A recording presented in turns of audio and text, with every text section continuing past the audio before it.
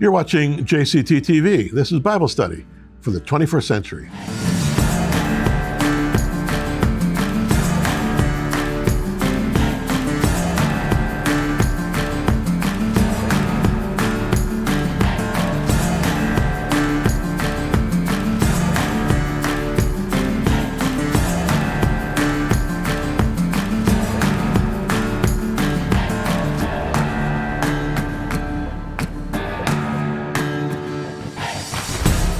So welcome, friends. Jim Cantelon here. Love it. Spending this time with you. I really do. We're in Mark chapter 10, right at the end of the chapter. We're going to take a look at a very enthusiastic man by the name of Bartimaeus, who was blind and very, very loud. Offended the people around him, but didn't offend Jesus. And it's a very cool story. Bartimaeus became a household name. We'll get to it right after this.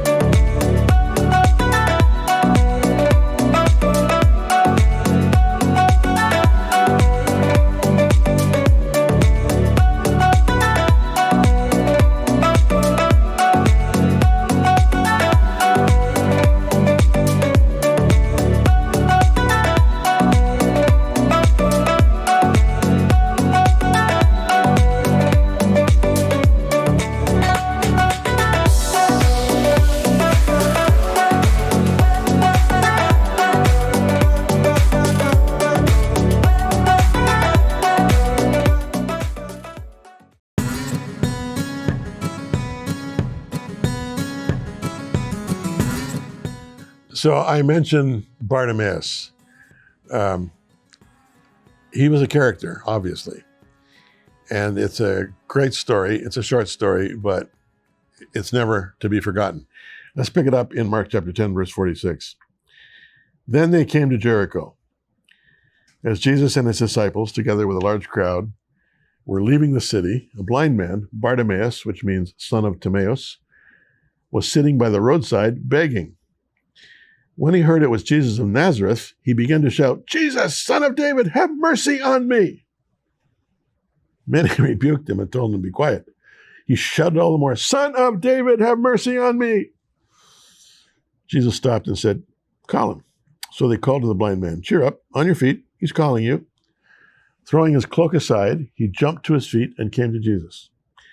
"What do you want me to do for you?" Jesus asked him. The blind man said, "Rabbi, I want to see." "Go," said Jesus. "Your faith has healed you." Immediately he received his sight and followed Jesus along the road. For some reason, Bartimaeus has achieved a level of notoriety. Maybe it's because he was so insistently loud in his calling out to Jesus. And believe me, he must have been really loud because there's a whole bunch of people there, and they're all talking at once. And he's got this foghorn of a voice, and he's able to, rise above the ambient crowd sounds, and to the point where he's assaulting their ears, and they tell him to shut up, be quiet. It also could be that this is a famous incident because it was Jesus' last healing before the Passion, as Mark records it. Regardless, Bartimaeus is a memorable figure. So, Jesus and his disciples had traveled south from Capernaum via the Valley Road east of the Jordan River. I've talked about that in the last few shows. They cross over to Jericho, which means they were on the eastern side of the Jordan River. They cross over, and they're joined by a huge crowd in Jericho. Now, undoubtedly, they stop for rest and refreshment. By the way, Jericho, is purported to be the oldest city in the world. I've been there many, many times in the 7 years that we lived in Jerusalem, and I used to go up to southern Lebanon every week and do a couple of shifts in a radio station in a war zone in southern Lebanon, and just presenting gospel music and the scriptures faithfully. So I drove through Jericho every week on the way up and on the way back. I even had a favorite orange juice stand, fresh squeezed orange juice that was squeezed by a fine Christian Arab with one eye, very warm face, and always greeted me with great kindness and joy. And I would pay him twice what he asked for. Maybe that's why he was so joyful. I don't know. But Jericho is always running with fresh water. There's a spring in the area, and there's a kind of a, I won't call it a ditch, it's a channel with this beautiful fresh water that's flowing right through the city. And people go with cups and just drink it right out of the channel. It's perfectly clean, beautifully cold. I've done it myself, love it. So Jericho, there's a reason why Jericho is there, but it is the oldest city in the world. Anyway, without question, Jesus and the disciples stopped there for, to just cool off. It's hot, and Jericho has a lot of palm trees. It's like an oasis because of the water. Great place to stop for refreshment. And then after they have refreshed themselves, they start walking west, and they know it's going to be quite a climb up to Jerusalem. And believe me, it is. It's, I don't know how high Jericho is above the Sea of Galilee. I know the Sea of Galilee is about 1,400 feet below the sea level, but they're going to climb at least 1,000 feet, maybe more than that.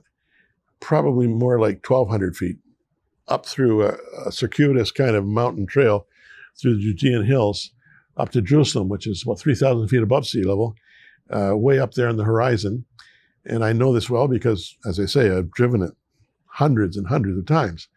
I always love the look when you come over the final hill, and there you see silhouetted against the sky, the Mount of Olives.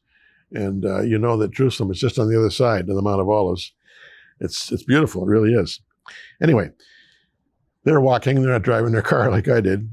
And as they get to the edge of the city, there's this huge commotion, a loud, very loud, insistent shouting, not from many, but from one. Blind Bartimaeus was not going to let this opportunity for healing pass. He'd spent his whole life blind. It's time for this to stop. I've heard this man can heal. I need healing. I need it now. He made such a racket that the crowd tried to silence him, but he just kept crying out, "Jesus, Son of David, have mercy on me." Okay. I could shout, but I'd blank out the audio system here. Undoubtedly, there were many in the crowd who wanted Jesus' attention. A lot of other people needed healing too, but Bartimaeus, he won the day, In this case, the last man standing or the last man shouting. Jesus heard him and stopped. Said, "Bring him to me. Call him over." He jumps to his feet and ran, probably bumping into more than a few people, and came breathlessly to Jesus. And, a blind person can run. I've had a number of blind friends over the years. I had one blind friend who used to ride a bicycle. He said he could hear his breath bouncing off the trees or the objects on the way. I mean, it's amazing how other senses come to the fore when you can't see. I knew another blind kid who used to skateboard. I mean, what? Anyway, Bartimaeus ran to Jesus, maybe bumping into a few people, who knows. So what do you want? Jesus asks. I want to see. Simple question, simple answer. With that straightforward expression of faith, he was healed. Loving every minute. Can you imagine? Suddenly you can see everything. He's skipping along behind Jesus in total joy. I think he probably would have stumbled a few times because suddenly he can see. And his depth perception probably needed a little bit of fine tuning, probably. But it's a happy story. It really is. And no wonder we like good old Bart. He understood what it was to carpe diem, to seize the day. More of us need to do the same. We need to seize the day. Sometimes we're far too religious, in our approach to the Lord. Sometimes you just need to have a very face-to-face conversation, if not confrontation. So the Lord responds to that kind of faith. He really does. Okay. On another occasion, Jesus tells a parable about a woman who wanted something out of a judge. He was an unjust judge. But she kept asking and asking for justice, interrupting him, even waking him up sometimes early in the morning before he had got out of bed, calling loudly from the street through the window about her need for justice. And finally, Jesus says the judge gives her satisfaction because he just wants to get rid of her. She was just so persistent. I think the word the King James Version uses, importunity. She was importunate. You know what? Sometimes we need to be importunate without being presumptuous. Sometimes we just need to let the Lord know exactly what it is we're looking for. Now, he knows what we need before we ask him. That's a given. But the Bible also says, you have not because you ask not. The problem with asking boldly sometimes is we're asking, as is it John says or James says, to spend it on our lusts. In other words, we're just asking, we approach the Lord like he's a banker, and we got to go in there and get a loan, or we need an infusion of cash, okay, because of something we want, and only God can give it to us. Well, when the Lord knows what we need before we ask him, that's something to keep in mind. He knows what we need, not what we want. There's a difference. I remember when I was 5 years old, I wanted a pony. And I asked the Lord fervently for a pony. I'm a preacher's kid, right? I cut my teeth on a church pew. I'd heard so many sermons by the time I was 5, I could almost preach myself. But I prayed fervently for a pony. No pony. Something we have to remember when we approach the Lord with our wants, let alone with our needs. He knows what we need before we ask him. He responds to our need, not to our wants. But sometimes when we pray, we need to understand that no is just as much an answer as yes. And another legitimate answer is wait. As far as the pony is concerned, it didn't occur to me that I'd have to have veterinary bills, that I'd have to feed the thing, that I'd have to clean up after him every day, that I'd have to house him somewhere, that I'd have to exercise him, that I'd have to brush him and care for his hooves and his teeth, and all the other things that horses require. High maintenance. I'm 5 years old. The Lord knows. Silly question. But instead of rebuking me, he just basically says no. And I've learned time and time again with other things in my life that no is a very good answer, because with hindsight, I'm able to look back and say, oh, thank God you didn't give me that. If you had, what a mess there would have been.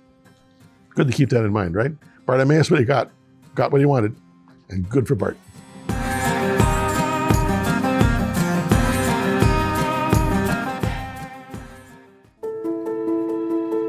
Working for Orphans and Widows has been caring for orphans and widows in Africa for over 20 years. Key to its vision is partnership with local champions who engage hundreds of church-based volunteers in home-based care for the sick and the dying in their own humble homes. They are defenseless and afflicted.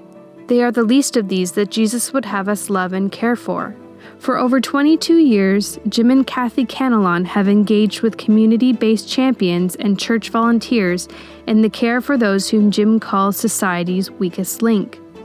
Everything from home-based palliative care to the rescue and protection of young women and girls who are victims of abuse is done in the name of Jesus and is overseen by local partner champions and an army of church-based volunteers. WOW has a proven track record. Check it out on wowmission.com.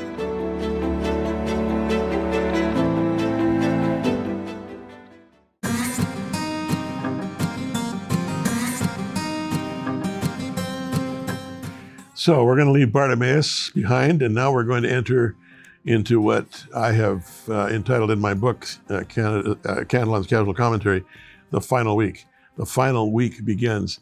Sometimes I wish that when I get to these special passages, they were concurrent with the year calendar. Well, this is an Easter story, but we're not at Easter, which is okay.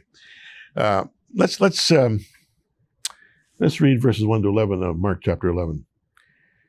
As they approached Jerusalem and came to Bethphage and Bethany at the Mount of Olives, Jesus sent two of his disciples, saying to them, "Go to the village ahead of you, and just as you enter it, you will find a colt tied there, which no one has ever ridden. Untie it, bring it here. If anyone should ask, 'Why are you doing this?' say, 'The Lord needs it, and we'll send it back here shortly.'" They went and found a colt outside in the street, tied at a doorway. As they untied it, some people standing there asked, "What are you doing, untying that colt?" They answered as Jesus had told them to, and the people let them go. When they brought the colt to Jesus and threw their cloaks over it, he sat on it.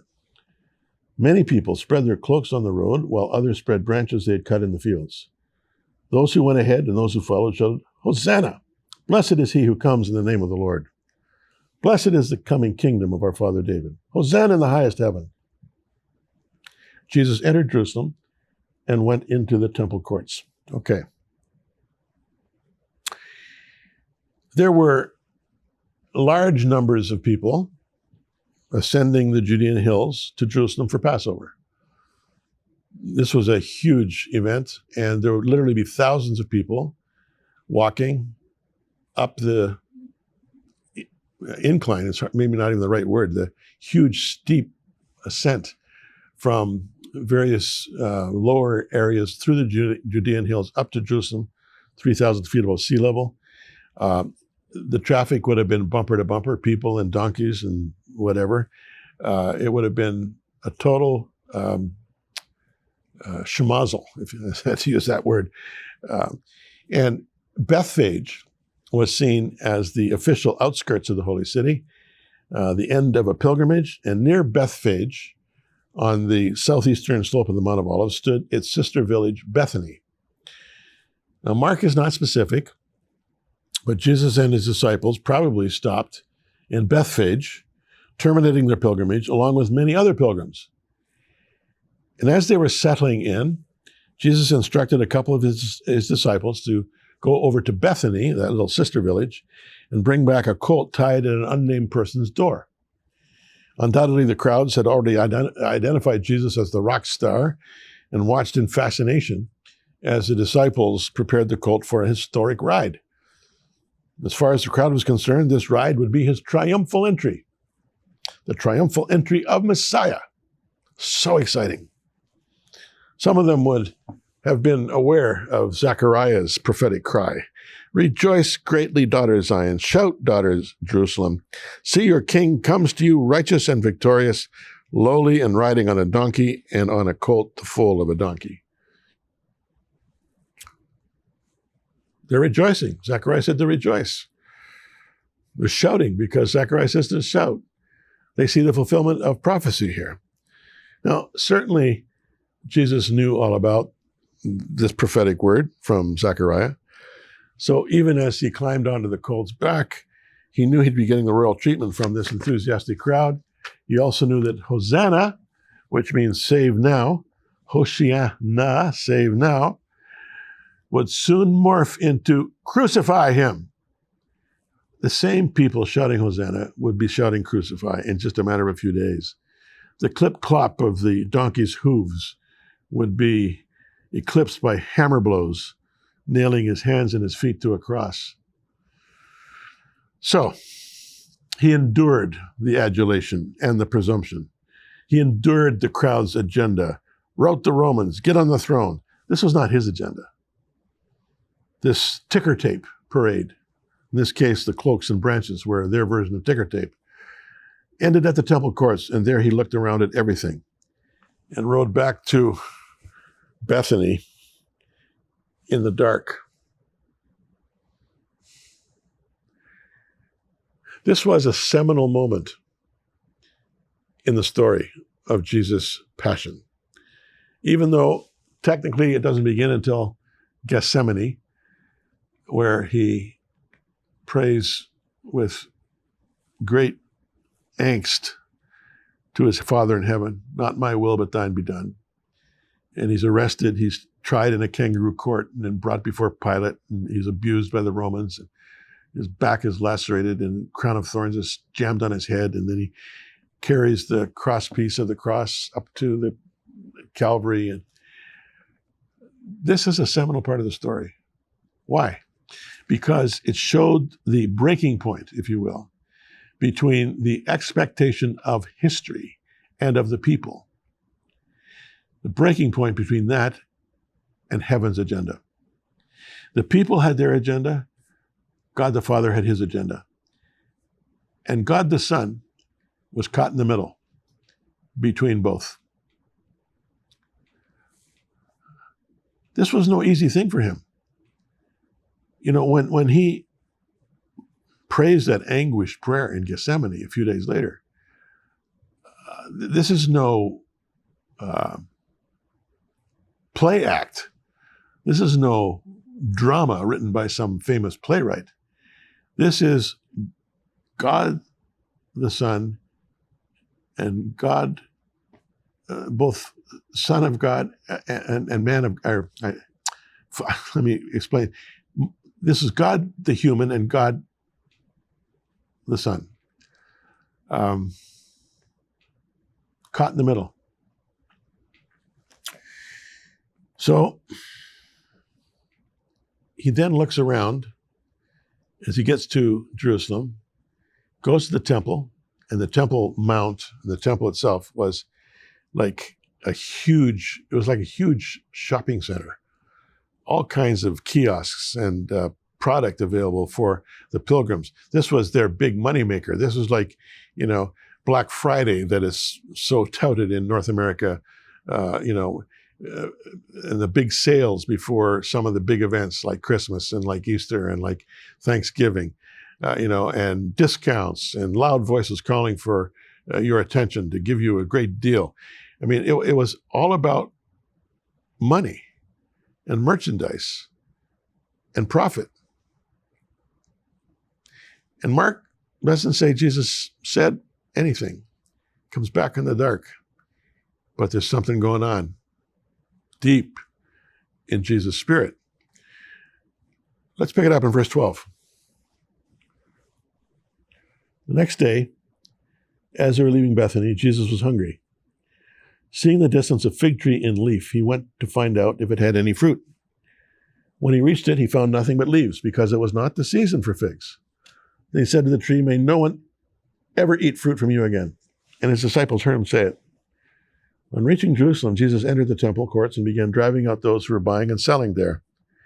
He overturned the tables of the money changers, the benches of those selling doves, and would not allow anyone to carry merchandise to the temple courts. And as he taught them, he said, Is it not written, my house shall be called a house of prayer for all nations? You have made it a den of thieves." The chief priests and the teachers of the law heard this and began looking for a way to kill him, for they feared him because the whole crowd was amazed at his teaching.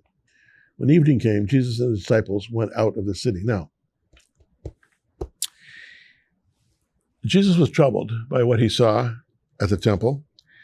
He may have been ruminating all through the night over what he should do. He woke up the next morning in righteous anger, ready for aggressive action. A little fig tree would be his first target. And we'll explain it next segment. But before we get too judgmental, we got to be aware that Bethphage means house of unripe figs in the Aramaic language. The name refers to a species of late-season figs which never appear to be ripe even when they're edible. Jesus, of course, knew that the figs were in the early stages of formation because this was springtime, but muttered at the unfortunate tree anyway. And Mark tells us the disciples heard this sub voce curse, and the life lesson wouldn't come until the next morning. The immediate lesson, however, was not verbal, it was brutally physical. Jesus, disgusted with the temple commerce, stormed into the kiosks and stalls packed in the temple courts, overturning the tables of the money changers and the display cases of the merchants. Chaos, coins, doves, sheep, goat, frightened salespeople, and other detritus flying everywhere. Jesus even stopped those trying to escape with as much of their product as they could carry. Boy, he shouted above the melee, "My house will be called a house of prayer for all nations. You have made it a den of robbers." The chief priests, the controllers of the money, the teachers of the law heard this, especially "my house, all nations." This totally spooked them. Their only option was to hatch a plan to kill him. When the tumultuous day had ended, Jesus and his disciples left the city, but the controversy remained.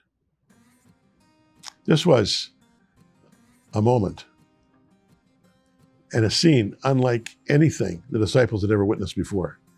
And even the people who'd been so enamored of his teaching were shocked. We'll get back with more right after this short break.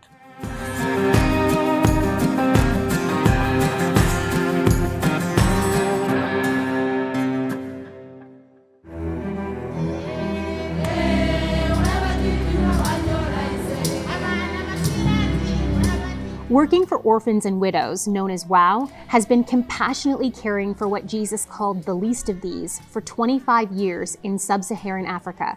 Founded by Jim and Kathy Cantelon in 1999, WOW has a trusted track record in South Africa, Zambia, and Malawi.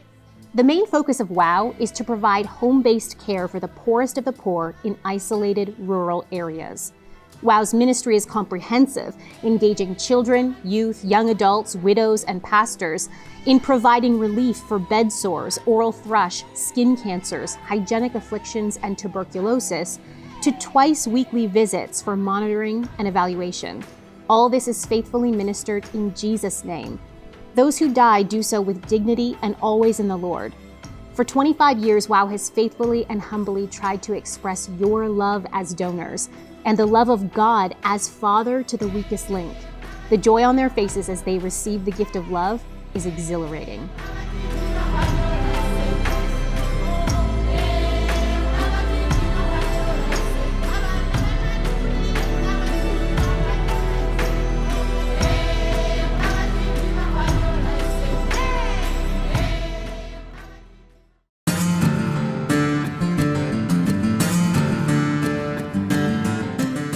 Now, friends, I've got to wait till the next program, to talk about that unfortunate fig tree. But let me just say this. The temple was not what the people thought it was. The people thought it was sort of a gathering place, a venue for commerce and for partying on and having fun and, being religious. Jesus said, look, this temple is a place where you talk to God. It's a house of prayer.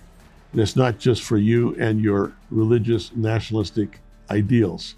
It's a place for all nations. God is willing to communicate with all those, wherever they may be in the world, who want to reach out to him. And this was a stunning truth that the scribes, the Pharisees, the Sadducees, and the everyday people just couldn't get their head around. They thought Messiah was all about them. Jesus says Messiah is all about the world. See you next time. Thanks for watching.